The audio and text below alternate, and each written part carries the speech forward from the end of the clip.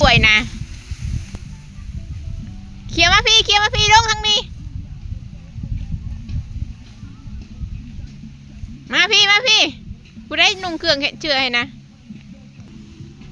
สิไปใช่ก่อนนี่ฮะ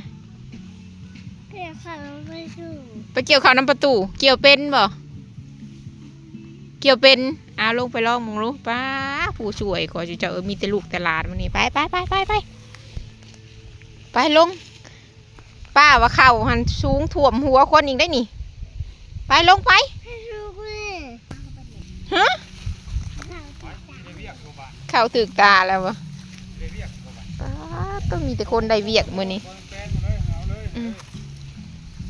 ขันเกี่ยวเป็นไรขึ้นได้อันรอบมึงดูกกหนึ่งฮะจะมาปวดแต่ยังน้อยแถวนี้เกี่ยวบ่เข้าบ่แม่นเจ้าเกี่ยวบ่เป็นบ่เกี่ยวบ่เข้าติเอาเห็นจังไดแล้วเกี่ยวเข้าบ่เข้าวันนี้แม่นเจ้าเกี่ยวบ่เป็นบ่จัก